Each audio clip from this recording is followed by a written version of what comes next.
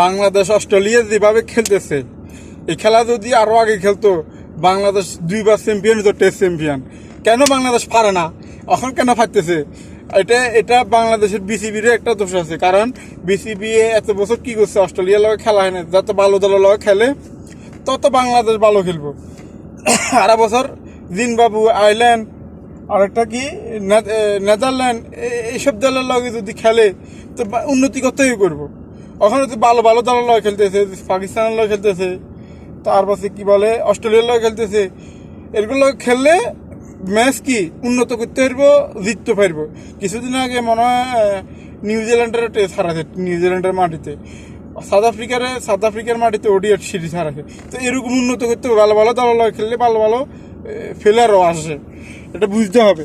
তো আমি চাই এই ম্যাচটা যেভাবে হোক, যে কোনো প্রকার হোক, বাংলাদেশ জিতবো। কারণ 150 রানের লিড অলরেডি আছে, এটা বুঝতে হবে ভাই। 150 রানের লিড আছে, 150 রানের লিডে 200 রান কভার করতে হবে। তাহলে বা অস্ট্রেলিয়া যদি পরের ম্যাচ দ্বিতীয় ইনিংসে যদি 400 রানও করে ফেলে, বাংলাদেশ হলে থাকবে 200 রান। কারণ অস্ট্রেলিয়া কোনো বিশেষ না, তো করিয়ে ফেলতে পারে 400 রান। যত ভালো বোলিং করো, আমি কই যে 400 রান করবো অস্ট্রেলিয়া দ্বিতীয় ইনিংসে। তবে বাংলাদেশ হলে বেশি রান থাকবে না, কিন্তু 200 রান থাকবে মাত্র। এটা বুঝতে হবে।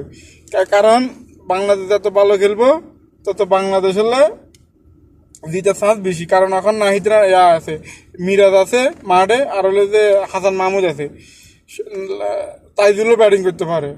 তারপর তাসকিনে মোটামুটি পারে, তাসকিনের কথা বাদ দিলাম, তাইজুলও 15-20 রান করে যাবার মতো তার সক্ষমতা আছে। তো আরও যদি হাসান মাহমুদ যদি আরো 10-12 রান করে যেতে পারে, মিরাজ যদি লাস্ট পর্যন্ত দেখতে পারে, 50 রান ইনিংসে ওই যাবো ভাই। একবারে কোনো ব্যাপার না 50 রান আসা, কোনো ব্যাপার না। কিন্তু যে থাকতে হবে মারে, এটা হলো তো বড় কথা। হাসান মাহমুদ 6 উইকেট নিয়েছে আজকে, 80 বল খেলছে।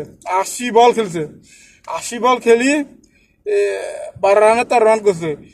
13 রান বড় কথা না, 80 বল খেলা এটা হচ্ছে বহুত বড় কথা।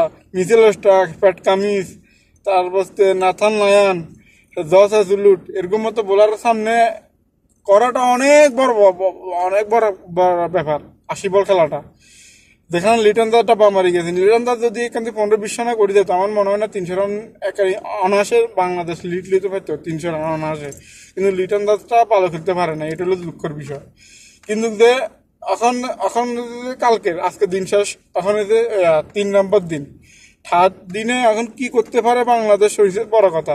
যদি লাঞ্চ তক যদি বাংলাদেশ ব্যাটিং করতে পারে আর 100 রান করতে পারে, তাইলে হবে কথা বাংলাদেশের 250 রানের লিড। আর যদি 50 রান আর করতে পারে, তাইলে হবে বাংলাদেশের 300 রানের লিড।